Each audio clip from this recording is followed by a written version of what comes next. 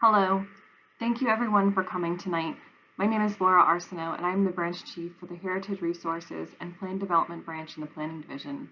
I'm the project manager of the potential Hollin Hills Historic Overlay District proposal. Tonight we are here to discuss the results from the community poll regarding the creation of the potential historic overlay district. I will note there's a lot to get through in this presentation, so I request that questions be held until the end. I'm going to start by providing a little bit of background on the poll. Supervisor Stork asked staff to create a poll in August of 2021 to gauge support or opposition of the proposed creation of a historic overlay district for Hollin Hills. Staff in the supervisor's office drafted questions for the poll and discussed them with the work group at a meeting in August. The poll ran from September 7th through September 30th. A letter to the community outlining the intent of the poll along with a hard copy of the poll was mailed to each property owner within the boundaries of the Historic Overlay District. The community could respond in two ways, either virtually through the public input website or by mailing back the hard copy of the poll. Staff verified votes and ensured there was only one property-owned vote per property. Included within the proposed boundary are 493 distinct taxed map parcels as shown on the map. Staff sent out the letter and poll to 464 properties, removing duplicate property owners. However, this inadvertently omitted the votes of owners who own more than one property within the boundary.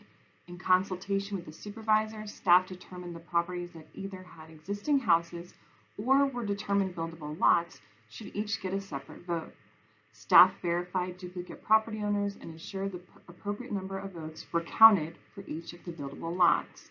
This resulted in 471 allowable votes.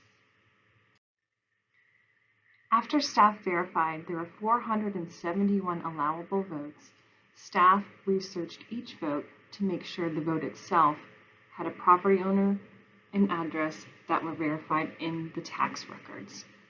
Our definition of a verified vote is one vote per existing house or buildable lot. A buildable lot is defined as a lot in which a house could be legally built on the property. Examples of properties that are not buildable lots include Park Authority-owned properties, Civic Association-owned properties, and outlots.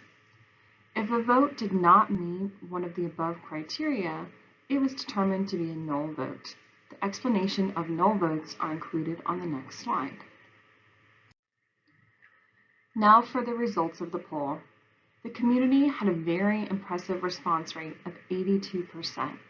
Of the total 471 possible votes as defined by properties with existing residents or buildable lots, there were 385 verified votes. Out of the total responses, there were 262 yes votes, or 63%, 65 no votes, 15%, 7 votes of no opinion, 2%, and 86 null votes, or 20%. This table is a snapshot of the 86 null votes and the scenarios in which null votes were determined. Once again, when analyzing the votes, a satisfactory verified vote was one vote per existing home or buildable lot with a verified owner and address. By far, the highest number of null votes were duplicate votes, in which two property owners voted on one property. I will break down each of the scenarios on the next slide. As mentioned on the previous slide, out of the 86 null votes, there are 46 properties in which there are multiple votes on the same property. In this instance, if two property owners voted on the same property, one of those votes was counted and verified in the votes mentioned previously, and one was put into the null category. You can see the breakdown here that the multiple votes of 38 voted yes and 6 no. There was only one instance where two property owners of the same property did not have the same vote. Both of these votes, the yes and the no, were counted as null. In the second scenario of null votes, the names submitted did not match the tax information for that address. Of those 11 records in this scenario, 7 were yes, 3 were no, and 1 was no opinion. In the third scenario, this contained unverified names and address, and there were also duplicate votes. Of these 8 votes, 3 were yes, and 5 were no. In the fourth scenario, there was a response submitted, but there was no vote on the last question, the vote on the potential creation of the Historic Overlay District. Of the 7 in this category, 3 votes were verified and 4 were unverified, meaning we couldn't match the tax map or the address to the property owner. In the fifth scenario of votes, 1 person responded and wrote no comment. In the sixth scenario, 4 votes were verified, not owners of a property within the potential boundaries of the Historic Overlay District. In the seventh scenario, 6 mailing or letters were returned to staff unopened, and in the eighth, 3 votes were received, postmarked dates after September 30th. All of these votes were yes. One analysis that staff did was to look at if the no votes were counted, how that would change the numbers to the support or opposition of the Historic Overlay District. From this graph here, you can see that the yes votes increased to 74% with the inclusion of the no votes, and the no votes increased to 19%. The still no votes are defined as those responses that were received without an actual yes, no, or no opinion vote. This slide just shows a comparison of the verified votes versus if the no votes were counted. You can see in both instances there is still a substantial amount of yes votes for the Historic Overlay District.